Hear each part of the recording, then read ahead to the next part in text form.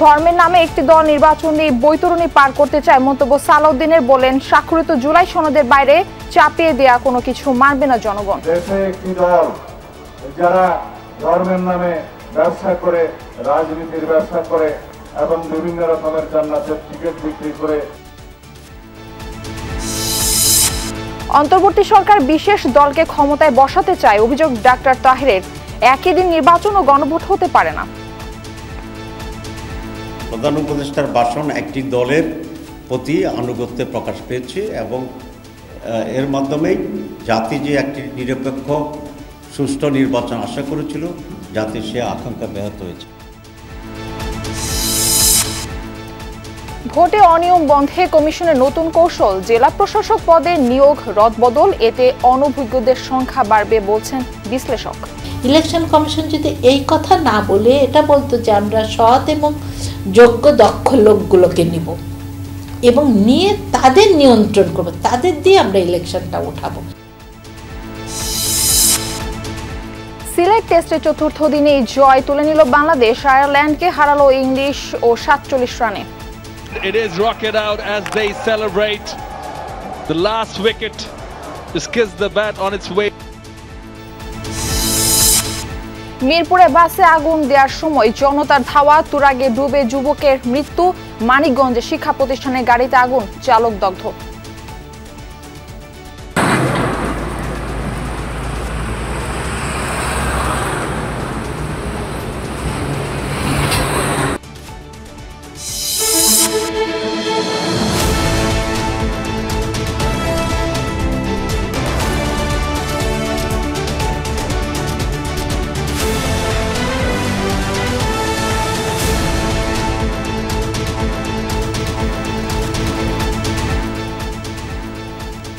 আমন্ত্রণ দুপুরের বাংলাদেশে, আপনাদের সাথে রয়েছে আমি মারফি রহমান। এতক্ষণ শিরোনাম দেখছিলেন। দেশে একটি দল ধর্মের নামে জান্নাতের টিকিট বিক্রি করে ভোটের বৈতরণী পার করতে চায়, এই মন্তব্য করেছেন বিএনপির স্থায়ী কমিটির সদস্য সালাউদ্দিন আহমদ।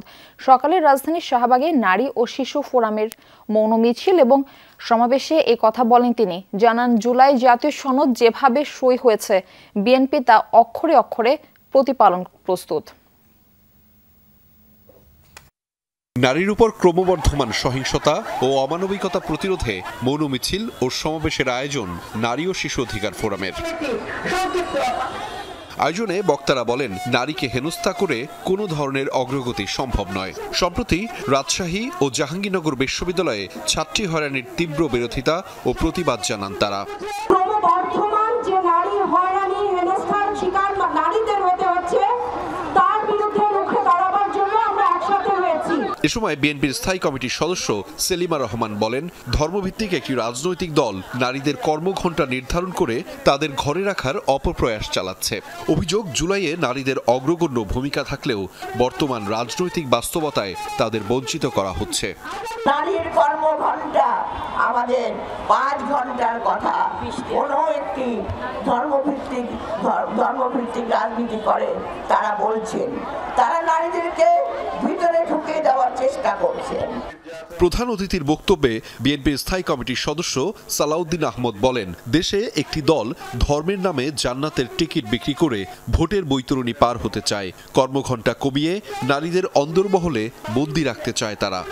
দেশে একটি দল যারা ধর্মের নামে ব্যবসা করে, রাজনীতির ব্যবসা করে এবং বিভিন্ন রকমের জান্নাতের টিকিট বিক্রি করে রাজনীতি করতে চায়, ভোটের বৈতরণী পার হতে চায়, তাদের হাতে আজকে নারীরা নির্যাতিত হচ্ছে।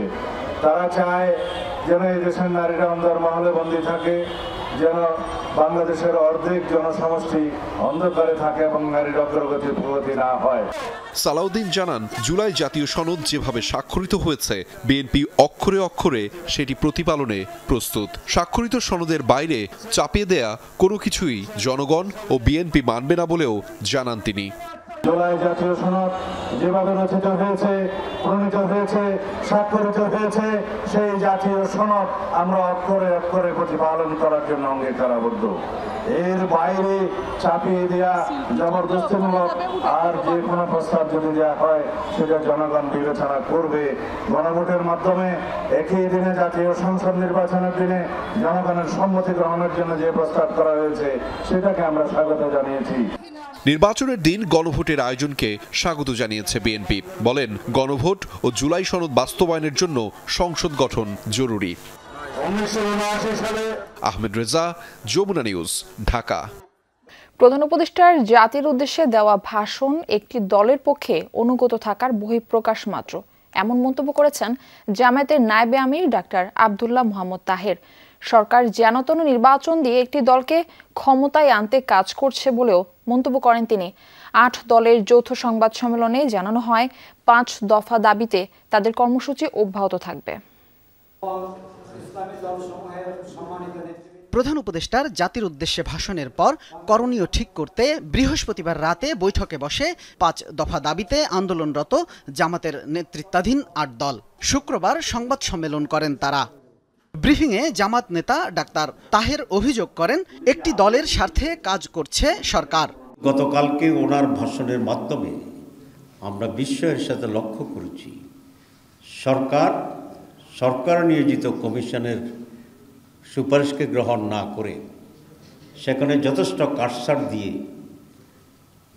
একটি দলের সাথে ব্যাপক কম্প্রোমাইজ করে জনগণের স্বার্থ নয়, একটি বিশেষ দলের স্বার্থেই অনেক পরিবর্তন এনে তার ভাষণ দিয়েছেন। তিনি বলেন, প্রধান উপদেষ্টার ভাষণের পর স্পষ্টত বোঝাই যাচ্ছে এই সরকার আর নিরপেক্ষ নেই। কমপক্ষে 3 জন উপদেষ্টা আছে যারা ওনাকে মিসগাইড করতেছে। আমরা তাদের অপসারণ দাবি করছি। আপনারা হয়তো প্রশ্ন করবেন যে তাদের নাম বলেন। আমরা আজকেও নাম বলতে চাই না, তবে আমরা প্রধান উপদেষ্টার কাছে তাদের নাম আমরা প্রেরণ করব। ডাক্তার তাহের বলেন, কোন দলের স্বার্থে সংস্কারে ভারসাম্য আনা সরকারের কাজ নয়। আগেই গণভোট সহ 5 দফা দাবি আদায়ে 8 দলের কর্মসূচি অব্যাহত থাকবে বলেও জানান এই জামাত নেতা। যারা এই সমস্ত ষড়যন্ত্রের। শামীম রেজা, যমুনা নিউজ, ঢাকা। প্রধান উপদেষ্টার ভাষণের পর ফেব্রুয়ারির সংসদ নির্বাচন নিয়ে আর কোনো ধোঁয়াশা নেই বলেছেন গণ অধিকার পরিষদের সভাপতি নুরুল হক নূর। সকালে রাজধানীর বিজয়নগরে ভাষণ নিয়ে দলের আনুষ্ঠানিক প্রতিক্রিয়ায় এই কথা বলেন তিনি। নূর বলেন, জাতীয় নির্বাচন ও গণভোট একই দিনে করার উদ্যোগকে স্বাগত জানায় গণ অধিকার পরিষদ। জুলাই সনদ বাস্তবায়ন ইস্যুতে অনেক ভিন্ন মত ছিল, প্রধান উপদেষ্টার ভাষণে সব সংশয় কেটে গেছে বলেও জানান তিনি। এখন রাজনৈতিক দলগুলোর উচিত সরকারকে সহায়তা করা। নুরুল হক নূর বলেন, নির্বাচন বানচালে শেখ হাসিনার দোসররা দেশ জুড়ে নাশকতা চালাচ্ছে, তাই সব দলকে সতর্ক থাকতে হবে।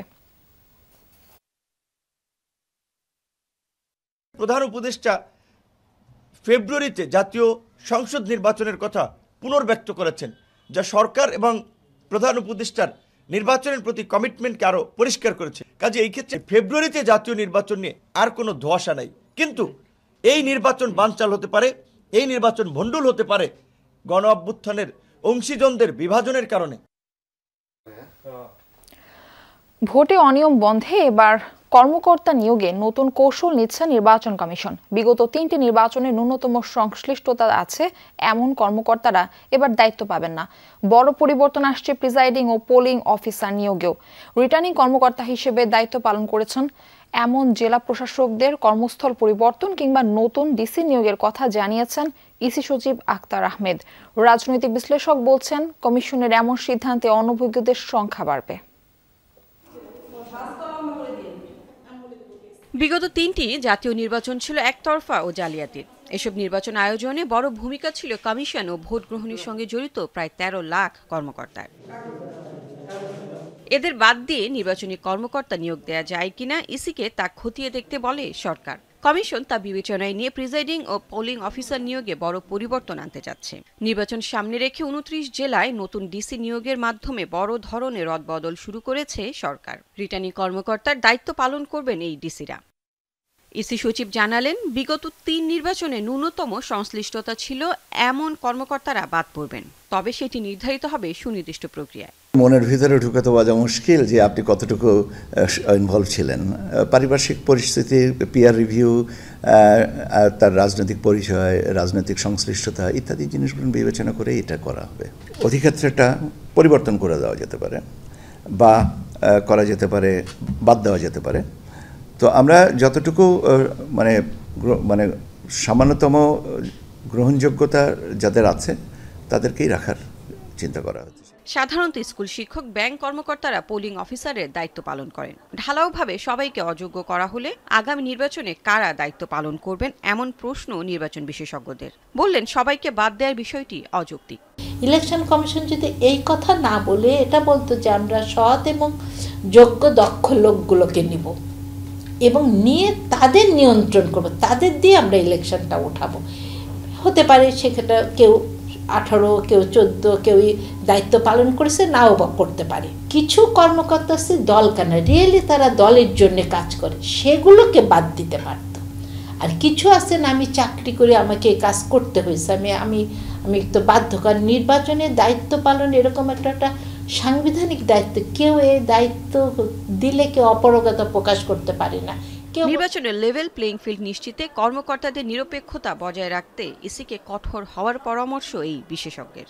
রিটার্নিং অফিসারের জন্য সেরকম পুরো আইনটা তখন তাকে জানতে হয়। তাই এরকম ক্ষেত্রে একেবারে নতুন মানুষ পাওয়াও যেমন কঠিন হবে। লাভলি বিথি, যমুনা নিউজ, ঢাকা। রাজধানীতে বাসে আগুন দেওয়ার সময় জনতার ধাওয়া খেয়ে তুরাগ নদীতে ডুবে প্রাণ গেছে এক যুবকের। গতরাতে আগুনে পুড়ে যায় বাসটি। এই ঘটনায় একজন পালিয়ে গেলেও আরেকজনকে আটক করা হয়। পুলিশের ধারণা, নাশকতার জন্য তাদের ভাড়া করা হয়েছিল। বৃহস্পতিবার রাত 10টার দিকের ঘটনা। মিরপুরের বেড়িবাঁধ এলাকায় রাস্তার পাশে থাকা একটি ফাঁকা বাসে আগুন ধরিয়ে দেয় 3 যুবক। এই ঘটনা মোবাইলে ভিডিও ধারণও করছিল তারা। পরে তাদেরকে ধাওয়া করে আশপাশের লোকজন।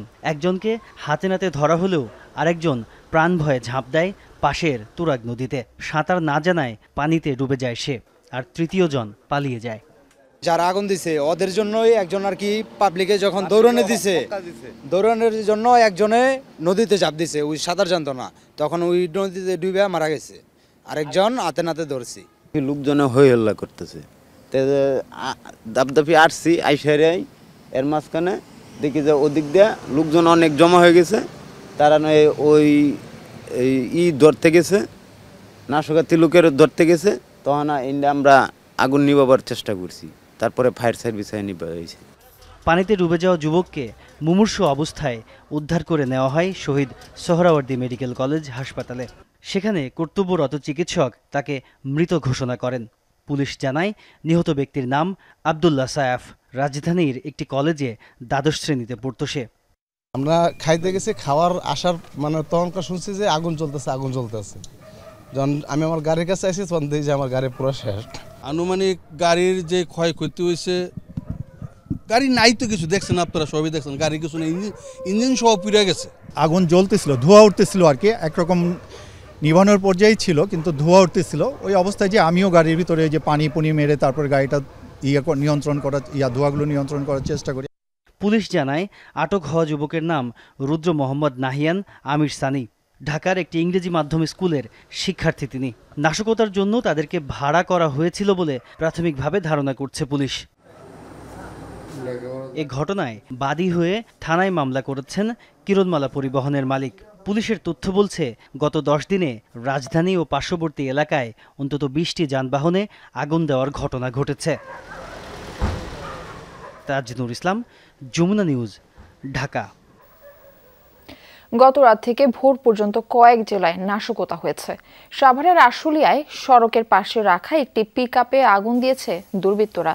ভোরে সরকার মার্কেট এলাকায় হয় এই ঘটনা। ফায়ার সার্ভিস জানায়, মোটরসাইকেলে করে 2 জন লোক এসে পিকআপে পেট্রোল ঢেলে আগুন ধরিয়ে দিয়ে পালিয়ে যায়। পরে খবর পেয়ে ফায়ার সার্ভিসের 2টি ইউনিট নেভায়। মধ্যরাতে মানিকগঞ্জে থেমে থাকা বাসে আগুন দেওয়া হয়। পুলিশ জানায়, ঢাকা আরিচা মহাসড়কের পাশে ছিল দি হলি চাইল্ড স্কুল। ও কলেজের শিক্ষার্থীদের বহনকারী বাসটি। তাতে অগ্নিসংযোগ করে দুর্বৃত্তরা। মুহূর্তে আগুন ছড়িয়ে পড়ে, দগ্ধ হন বাসে থাকা ঘুমন্ত চালক। খবর পেয়ে ঘটনাস্থলে পৌঁছে চালককে উদ্ধার করে হাসপাতালে পাঠায় পুলিশ। পরে আগুন নিয়ন্ত্রণে আনে ফায়ার সার্ভিস। বরগুনার আমতলী বাদঘাট চৌরাস্তা এলাকায় রাতের আধারে দুর্বৃত্তদের দেয়া আগুনে পুড়েছে যাত্রীবাহী একটি বাস। খবর পেয়ে ফায়ার সার্ভিস আগুন নেভায়। স্থানীয়রা জানায়, সড়কের পাশে দাঁড়িয়ে থাকা স্বর্ণা পরিবহনের একটি বাসে অগ্নিসংযোগ করে দুর্বৃত্তরা। এতে হতাহতের ঘটনা না ঘটলেও বাসটির 70 থেকে 80 ভাগ পুড়ে গেছে।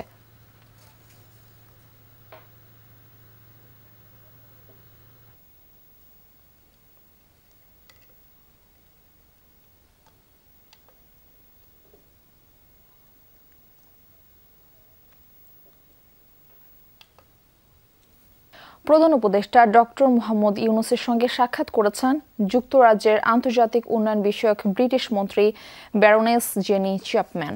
বৃহস্পতিবার সন্ধ্যায় যমুনায় এই বৈঠক হয়। সাক্ষাতের সময় জাতীয় নির্বাচন, অবৈধ অভিবাসন, রোহিঙ্গা সংকট, বাণিজ্য, বিমান ও সামুদ্রিক খাতে সহযোগিতা সহ বিভিন্ন বিষয় নিয়ে আলোচনা করেন তারা। প্রধান উপদেষ্টা বলেন, আগামী ফেব্রুয়ারিতেই নির্বাচন অনুষ্ঠিত হবে, সেটি অবাধ ও অন্তর্ভুক্তিমূলক হবে বলেও জানান ডক্টর মোহাম্মদ ইউনূস। ব্রিটিশ মন্ত্রী চ্যাপম্যান প্রধান উপদেষ্টা বলেন, কার্যক্রম নিষিদ্ধ থাকায় আইনিভাবে আওয়ামী লীগের নির্বাচনে অংশ নেওয়ার সুযোগ নেই। এ সময় অন্তর্বর্তী সরকারের নেতৃত্বে ডক্টর ইউনূসের ভূমিকার প্রশংসা করেন ব্রিটিশ মন্ত্রী। রোহিঙ্গাদের মানবিক সহায়তা ও দ্বিপাক্ষিক সহযোগিতা বাড়ানোর বিষয়ে গুরুত্ব দেন দুই নেতা।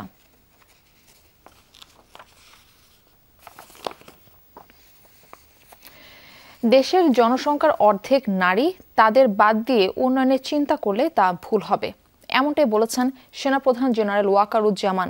সকালে জয়পুরহাট গার্লস ক্যাডেট কলেজে পুনর্মিলনী অনুষ্ঠানে অংশ নেন তিনি।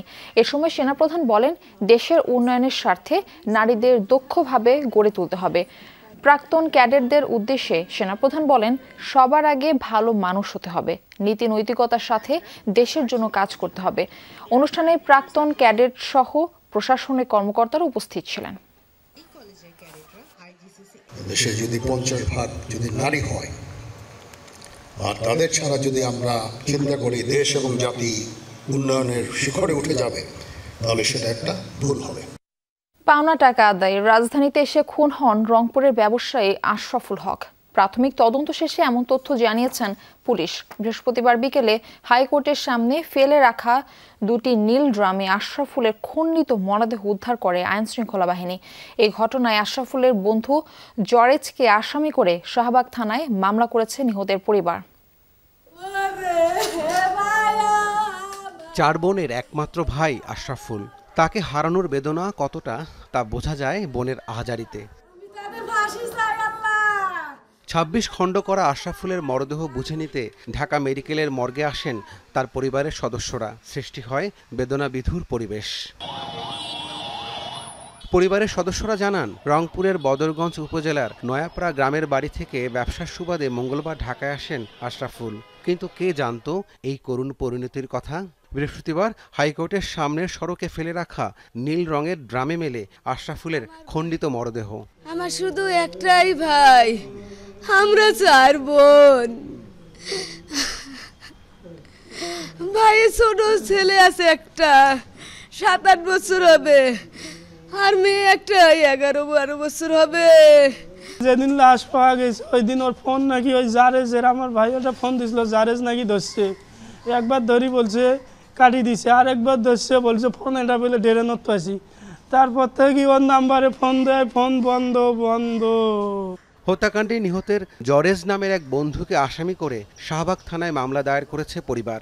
পুলিশ বলছে, পাওনা টাকা আদায় এই নৃশংস হত্যাকাণ্ড ঘটানো হতে পারে। তাদের যেসব সন্দেহ থাকবে আমরা প্রত্যেকটা জিনিসে যাচাই বাছাই করব। তো যেহেতু এটা তদন্ত চলমান আছে, এই বিষয়গুলো আসলে আমরা আরেকটু পরে বলি, আরেকটু পরে হয়তো বলতে পারবো। ঘটনার পর থেকেই আসামি জরেজ পলাতক। তাকে ধরতে প্রযুক্তিগত ও প্রচলিত দুভাবেই নজরদারি করছে পুলিশ।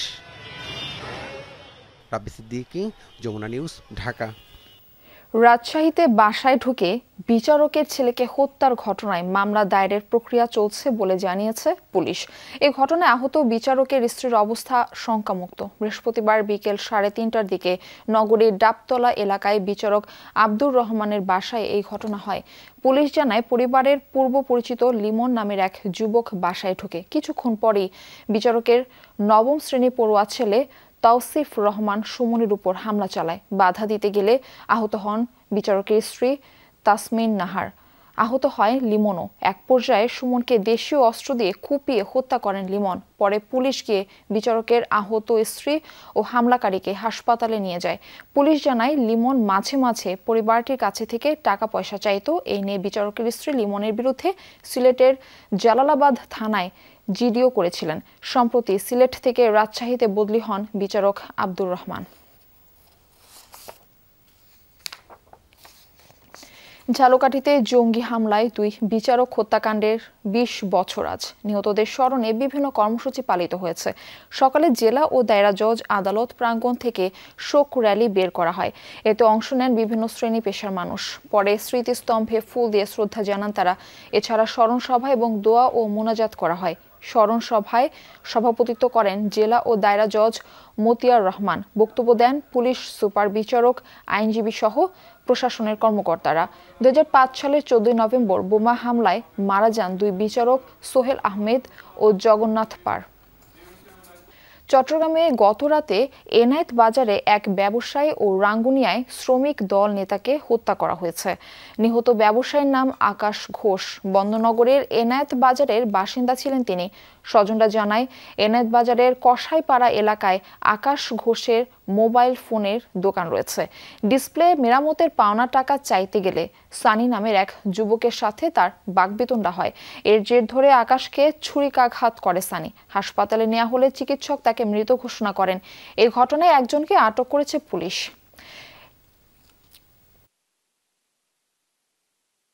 ওর এই জায়গায় হ্যাঁ রানের মধ্যে তো প্যান্টটা এইভাবে ছিঁড়ছে। এমনিতে একটু করে ছিঁড়া, একটু হালকা একটু করে ছিঁড়ে দেখছে এত বড় এরকম ডিপ। একটা ছোট বোতল আছে না, কোকের বোতল, ওটা ঢুকে যাবে কোকের বোতলটা।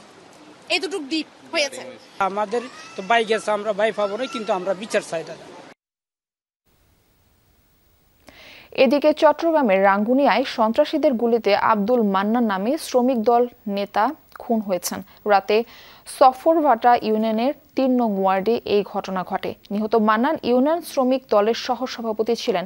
স্থানীয়রা জানায়, রাতে নিজ বাড়ির সামনে দাঁড়িয়ে ছিলেন মান্নান। এ সময় মোটরসাইকেলে করে অজ্ঞাত 2 জন এসে তাকে লক্ষ্য করে গুলি করে পালিয়ে যায়। গুলিবিদ্ধ মান্নানকে হাসপাতালে নেওয়া হলে মৃত ঘোষণা করেন চিকিৎসক। পুলিশের প্রাথমিক ধারণা, পূর্বশত্রুতার জের ধরে এই হত্যাকাণ্ড। নওগাঁয় সড়ক ডাকাতি থামছেই না। জেলার পোরশার সাপাহার উপজেলা পরিণত হয়েছে আতঙ্কের জনপদে। সন্ধ্যার আগেই ফাঁকা পথঘাট, প্রাণ ভয়ে বাড়ি থেকে বের হতে পারছেন না কেউ। পরিস্থিতি মোকাবেলায় বিশেষ পদক্ষেপ নেয়ার তাগিদ স্থানীয়দের। সন্ধ্যা নামতেই হামলে পড়ছে ডাকাত দল। গাছ কেটে ব্যারিকেড দিচ্ছে, এরপর যানবাহন থামিয়ে অস্ত্রের মুখে লুটে নিচ্ছে সর্বস্ব। পোরশা সাপাহারে লাগাতার ঘটছে এমন ঘটনা। কদিন আগে বেজুরা, মুর্শিদপুর ও তারেক জিয়া মোড় সহ 5টি স্থানে টানা 3 ঘন্টা তাণ্ডব চালায় 30 থেকে 35 জনের অস্ত্রধারী দুষ্কৃতিকারী। এর আগে বেজুরা বাজারে একসাথে 18টি দোকানের মালামাল লুট করে। এত ডাকাত হয়েছে যে আমরা অত্যাচারে রাতে ঘুম যারা না, আমাদের স্বামীরা সারাদিন খাটাখাটি করে আসে, ঘুমাইতে পারছে না ডাকাতের অত্যাচার। শুধু রাইতে নয়, মানে বেলা ডুবতেই এই যে আশপাশ এই এলাকার মধ্যে বুঝে না, বেলা ডুবতেই বাগান, আম বাগানগুলো আছে, এর মধ্যে ধরে দিন দুপুরে মানে লীলা আছে আমার অবস্থা। ডাকাতদের হাত থেকে রক্ষা পাচ্ছে না কেউই। প্রতিহত করতে এগিয়ে আসায় পাল্টা হামলার শিকার হয়েছেন মুর্শিদপুর গ্রামের কয়েকটি পরিবার। তাদের বাড়ি ঘরেও আগুন দেয় দুষ্কৃতিকারীরা। এই বাড়িগুলো চলে আসে, এই বাড়িগুলো মহিলা ছাড়া ছেলে আসলো না। বেবাকে এক বাড়িতে ঢুকে গেছে আমাদের বাড়িতে, সেখনকার বাইরের না, সেখনকার আগুন লাগিয়ে দিছে। আমরা বেরছি রাস্তাতে, চেঁচামেচি শোনার পরে এই কারণে এটাই আমাদের অপরাধ যে তোমরা বাইরলেন কি কারণে, এই কারণে আমাদের বাসাতে আগুন জ্বালিয়ে দেয়। তথ্য বলছে, গেল 1 মাসে নওগাঁর পশ্চিমাঞ্চলে 30টিরও বেশি ডাকাতি ও ছিনতাইয়ের ঘটনা ঘটেছে। 24-এর 5 আগস্টের পর থেকে এ ধরনের শতাধিক অপরাধ সংঘটিত হয়েছে। এসব ঘটনায় মামলা কিংবা অভিযোগ দেয়নি বেশিরভাগ ভুক্তভোগী। অপরাধ বিশ্লেষকদের মতে আইন শৃঙ্খলা বাহিনী ঝিমিয়ে পড়ায় এ অঞ্চলে গড়ে উঠেছে ডাকাতদের বড় গ্যাং। তারা যেহেতু হাসুয়া ব্যবহার করছে, আগ্নেয়াস্ত্র ব্যবহার করছে না, তো এগুলো দুটাই হতে পারে আর কি, যে নতুন ধরনের অপরাধী এটার সঙ্গে সংশ্লিষ্ট হয়ে যাচ্ছে। এখানে বিজিবি মোতায়েন করা যেতে পারে। পোর্শা একটি রিমোট এলাকা এবং সীমান্তবর্তী এলাকা, এখানে আইন শৃঙ্খলা বাহিনীর আরও ব্যাপক তৎপরতা বাড়ানো উচিত। আইন শৃঙ্খলার অবনতি ঘটায় উদ্বিগ্ন কর্মকর্তারাও। অপরাধ দমনে দুষ্কৃতের তালিকা ও অতীত ঘটনা বিশ্লেষণ সহ পরিকল্পিত বলয় গড়ে তোলার কথা বলছে পুলিশ সুপার। আমরা কাজ করে যাচ্ছি এবং জনগণকে আমি আহ্বান জানাবো, তারা যেন কোনো ধরনের তথ্য যদি পায় যে অপরাধের সাথে কারা জড়িত, তথ্য দিয়ে পুলিশকে সহযোগিতা করে। আর পুলিশ প্যাট্রোলিং বাড়াচ্ছে। চাঁপাইনবাবগঞ্জের আড্ডা থেকে নওগাঁর পোরশা উপজেলার সরাইগাছি মোড় পর্যন্ত এই সড়কের ভাঁজে ভাঁজে যেন আতঙ্ক লুকিয়ে আছে। মূলত 2024 সালের 5 আগস্ট গণ অভ্যুত্থানের পর আইন শৃঙ্খলা রক্ষাকারী বাহিনী কিছুটা ঝিমিয়ে পড়ায় চুরি, ডাকাতি আর ছিনতাইয়ের ঘটনা বৃদ্ধি পায়। এখন সেটি ভয়াবহ আকার ধারণ করেছে। এই পরিস্থিতি মোকাবেলায় গ্রাম পুলিশ আর কমিউনিটি পুলিশিং কার্যকর করার পাশাপাশি শক্ত পদক্ষেপ নেওয়ার দাবি জানিয়েছেন স্থানীয় বাসিন্দারা। শফিক ছোটন, যমুনা নিউজ, নওগাঁ। অনুষ্ঠিত হলো আফতাবনগর 10K রান। আফতাবনগরের রানার্স আয়োজিত এই কমিউনিটি রানের লক্ষ্য সমবয়সী মানুষকে দৌড়ের প্রতি উৎসাহিত করা। অভিজ্ঞ ও নতুন দৌড়বিদদের পাশাপাশি শিশুদের জন্য ছিল মজার আয়োজন। ছোট বড় সবার অংশগ্রহণে ইভেন্ট পরিণত হয় মিলন মেলায়। এতে মিডিয়া পার্টনার ছিল যমুনা টিভি। হেমন্তের স্নিগ্ধ সকাল, শীতকে আহ্বান জানানো ভোরে আফতাবনগরের বরইতলায় হাজির একদল স্বাস্থ্য সচেতন মানুষ। সূর্য আড়মোড়া ভাঙার আগেই শুরু দৌড়। আফতাবনগর রানার্সের এটি প্রথম ইভেন্ট, যেখানে 3 ক্যাটাগরিতে দৌড়েছেন 650-র বেশি মানুষ।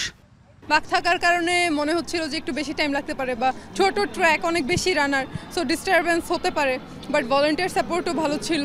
আমার কাছে মুহূর্তটা অনেক ভালো লাগছে এবং আয়োজক কমিটি ও বিভিন্ন পয়েন্টে হাইড্রেশন পয়েন্টটা ছিল, এটা আমার অনেক ভালো লাগছে। এই বছর থেকেই শুরু করছি, 5 কিলো, 7.5 কিলো এবং 10 কিলো।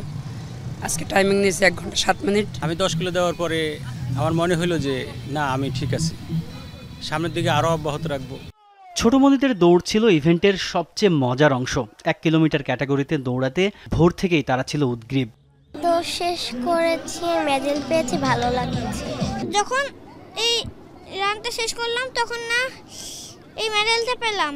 সকালবেলা দৌড়াতে এসেছিলাম, দৌড়ানো শেষ করে এসেছি, এখন অনেক ভালো লাগছে। অ্যাকচুয়ালি 40 মিনিটসের কভার করতে পারছি এবং আমি সেটা শুনে অনেক ভালো লাগলো যে আমি 37 মিনিটে করতে পেরেছি।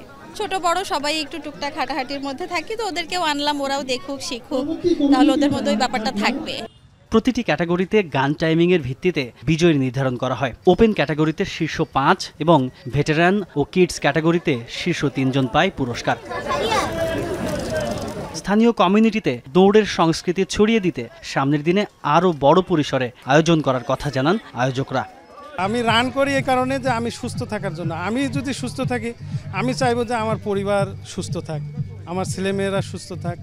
তো এই কারণেই আমি চাই যে আমার ছেলেমেয়েরা তারা রান করুক। আমাদের লিমিটেড একটা টার্গেট ছিল, যে এই টার্গেটের মধ্যে আমরা চেষ্টা করব যারা আসবে তাদেরকে আমাদের সর্বোচ্চ আন্তরিকতা দিয়ে আমরা ভালো একটা ট্র্যাকে যাতে দৌড়াতে পারে এই অভিজ্ঞতা দেওয়ার জন্য। শেষ অংশে বরইতলা মাঠে আয়োজন করা হয় পুরস্কার বিতরণের। বিভিন্ন ক্যাটাগরিতে বিজয়ীদের হাতে ক্রেস্ট ও প্রাইজ মানি তুলে দেন আমন্ত্রিত অতিথিরা। তাজনুর ইসলাম, যমুনা নিউজ, ঢাকা। ইট পাথরের ঢাকায় দু একটা স্বস্তির জায়গার মধ্যে অন্যতম বোটানিক্যাল গার্ডেন।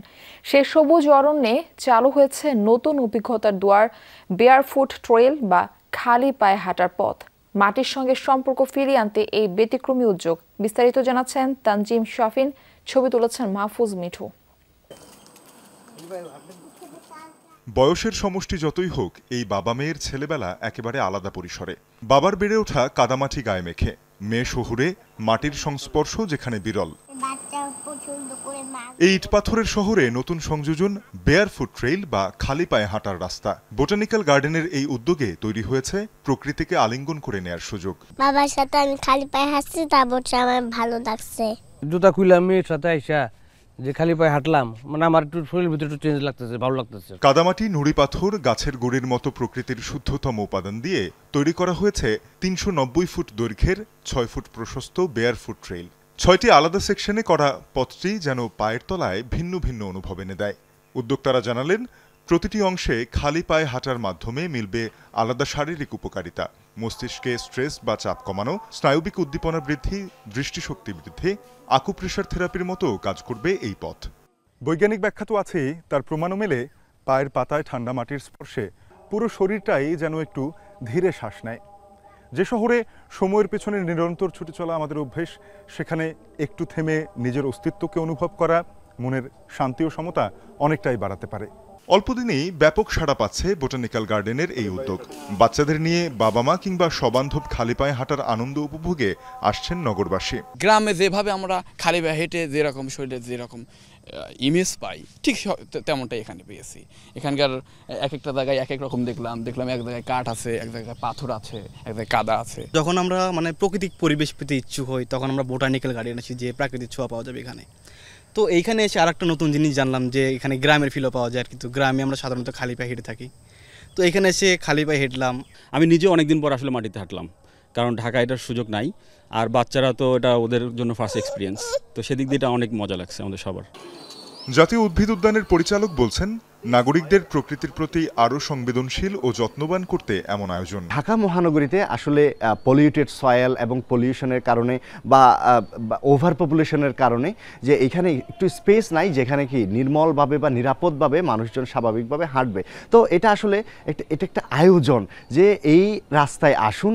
প্রকৃতির সান্নিধ্যে সুস্থ বিনোদনের জন্য বোটানিক্যাল গার্ডেনে সরকারি উদ্যোগের পাশাপাশি পাবলিক প্রাইভেট পার্টনারশিপেও প্রকল্প গ্রহণের কথা জানালেন এই কর্মকর্তা। তানজিম শাফিন, যমুনা নিউজ, ঢাকা।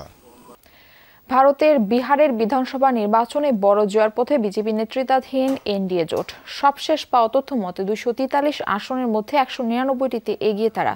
এর মধ্যে বিজেপি 90 আসনে এগিয়ে রয়েছে, আর জোটের আরেক শরিক নীতিশ কুমারের জেডিইউ 81টিতে রয়েছে জয়ের পথে। অন্যদিকে কংগ্রেস নেতৃত্বাধীন বিরোধী জোট এগিয়ে 38 আসনে। এর মধ্যে বেশিরভাগ আসনেই এগিয়ে তেজস্বী যাদবের আরজেডি। 122টিতে জয়লাভ করলেই গঠন করা যায় সরকার। ফলে বিহারের ইতিহাসে সবচেয়ে বেশি সময় মুখ্যমন্ত্রী থাকা নীতিশ কুমারের গদি আরও 5 বছরের জন্য পাকাপোক্ত হওয়া অনেকটাই নিশ্চিত। এবারে 7 দশকের মধ্যে সর্বোচ্চ ভোট পড়েছে বিহারের বিধানসভা নির্বাচনে। প্রায় 7.5 কোটি বাসিন্দা ভোটাধিকার প্রয়োগ করেছেন, যার প্রায় 67%। শ্রীলঙ্কা ক্রিকেট দলের নিরাপত্তায় সেনা ও আধা সামরিক বাহিনী মোতায়েন করেছে পাকিস্তান সরকার। ইসলামাবাদে আত্মঘাতী বোমা হামলার পর কলম্বো নিরাপত্তা উদ্বেগ জানানোয় নেওয়া হয়েছে এমন পদক্ষেপ। বৃহস্পতিবার সংসদে এই তথ্য নিশ্চিত করেছেন পাকিস্তানের স্বরাষ্ট্রমন্ত্রী মহসিন নাকভি। তিনি বলেন, পাকিস্তানে থাকার ব্যাপারে উদ্বেগ জানিয়েছিলেন শ্রীলঙ্কার খেলোয়াড়রা, তবে তাদের সব উদ্বেগ দূর করা হয়েছে। শ্রীলঙ্কার প্রতিরক্ষা মন্ত্রী প্রামিথা বান্দারা টেন্নাকুনকে দলের নিরাপত্তা নিশ্চিত করার প্রতিশ্রুতি দিয়েছেন পাকিস্তান সেনাপ্রধান আসিম মুনির। বোমা হামলার স্থান থেকে 10 কিলোমিটারেরও কম দূরত্বে অবস্থিত রাওয়ালপিন্ডি ক্রিকেট স্টেডিয়াম এবং শ্রীলঙ্কা দলের থাকার হোটেল। তাই হামলার পরই ঘরে ফেরার অনুরোধ জানিয়েছিলেন বেশ কয়েকজন লঙ্কান ক্রিকেটার। তবে পাকিস্তান ফলপ্রুফ নিরাপত্তার নিশ্চয়তা দেওয়ার শেষমেশ থেকে যাওয়ার সিদ্ধান্ত নেন তারা।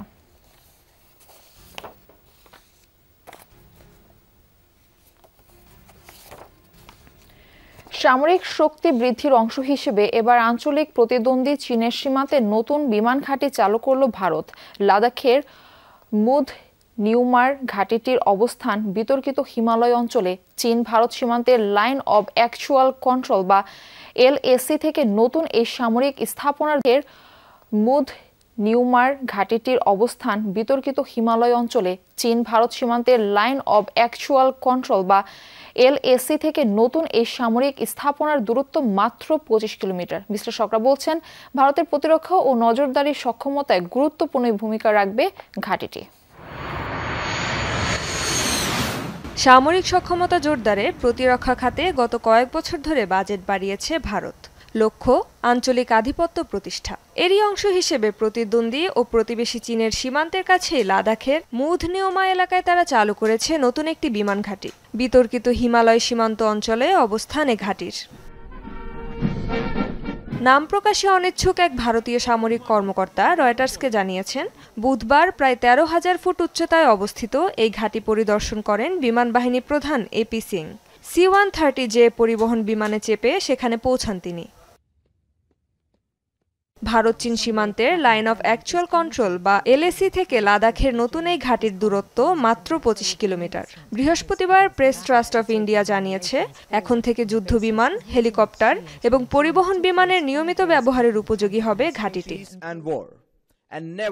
নতুন এই ঘাঁটি চালু হওয়ায় সংবেদনশীল সীমান্ত অঞ্চলে ভারতের সামরিক প্রস্তুতি ও নজরদারি সক্ষমতা আরও জোরদার হবে বলেও জানায় PTI। কর্মকর্তারা আশা করছেন ভবিষ্যতে যুদ্ধবিমান মোতায়েনের ক্ষেত্রেও বড় ভূমিকা রাখবে এই সামরিক স্থাপনা। মুধনিওমা বিমান ঘাঁটির নির্মাণ কাজ শুরু হয় 2023 সালের সেপ্টেম্বরে। প্রায় 218 কোটি রুপি ব্যয়ে এটি তৈরির কাজ করে বর্ডার রোডস অর্গানাইজেশন BRO। এ নিয়ে লাদাখে বিমান ঘাঁটির সংখ্যা দাঁড়ালো 4টিতে। রেজবানা সাইমা, যমুনা নিউজ। আবারও একজোট হয়ে রোমানিয়ায় মহড়া চালিয়েছে ন্যাটো। অংশ নিয়েছে ফ্রান্স, পোল্যান্ড, স্পেন, পর্তুগাল সহ কয়েক দেশের সেনাবাহিনী। সম্ভাব্য হামলার মুহূর্তে ন্যাটো দেশগুলোর প্রতিরক্ষা সক্ষমতা যাচাইয়ে চলছে এই মহড়া, যেখানে শক্তিমত্তা প্রদর্শন করছে ইউরোকপ্টার, অ্যাটাক হেলিকপ্টার, ফরাসি VBCI ট্যাঙ্ক সহ বিভিন্ন সাজোয়াজান। ফায়ারিংয়ে অংশ নিয়েছে ন্যাটোর বিশেষ বাহিনী। গেল মাসে শুরু হয় ডেসিয়ান ফল নামের মহড়াটি রোমানিয়া ও বুলগেরিয়ায় যা অনুষ্ঠিত হচ্ছে। কয়েকদিন আগেও জোটভুক্ত কয়েকটি দেশের সামরিক মহড়া পরিচালনা করে ন্যাটো। যুদ্ধবিরতি চুক্তির আওতায় আরও এক ইসরায়েলি জিম্মির মরদেহ ফেরত দিয়েছে হামাস। বৃহস্পতিবার এই তথ্য নিশ্চিত করেছে ইসরায়েলের প্রধানমন্ত্রী দপ্তর। এরই মধ্যে ফরেনসিক পরীক্ষার মাধ্যমে নিহত ওই জিম্মির পরিচয় শনাক্ত করা হয়েছে। তেল আবিব জানিয়েছে তার নাম মেনি গোদার্থ। 7 অক্টোবর হত্যার পর তার মরদেহ নিয়ে গিয়েছিল হামাস যোদ্ধারা। ট্রাম্পের মধ্যস্থতায় হওয়া যুদ্ধবিরতি চুক্তির আওতায় 28 জিম্মির দেহাবশেষ ফেরত দেওয়ার কথা হামাসের। এরই মধ্যে 25টির মরদেহ হস্তান্তর করা হয়েছে। বিনিময়ে 380 ফিলিস্তিনের মরদেহ ফেরত দেবে ইসরায়েল। ইন্দোনেশিয়ার সেন্ট্রাল জাভা প্রদেশে ভয়াবহ ভূমিধসে কমপক্ষে 21 জন নিখোঁজ হয়েছে। এখন পর্যন্ত 2 জনের মরদেহ উদ্ধার করা হয়েছে। শুক্রবার দেশটির রাষ্ট্রীয় সংবাদ সংস্থা SAR এজেন্সি জানিয়েছে এই তথ্য। ভূমিধসের জেরে বেশ কয়েকটি বাড়ি ধ্বংসস্তূপে পরিণত হয়েছে। এরই মধ্যে শুরু হয়েছে উদ্ধার তৎপরতা। ধ্বংসস্তূপ সরানোর পাশাপাশি চলছে নিখোঁজদের সন্ধান।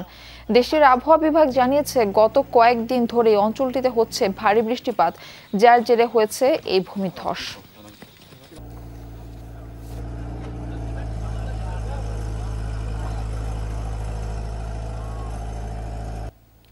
এই ছিল দুপুরের বাংলাদেশে। এতক্ষণ সাথে থাকার জন্য ধন্যবাদ সবাইকে।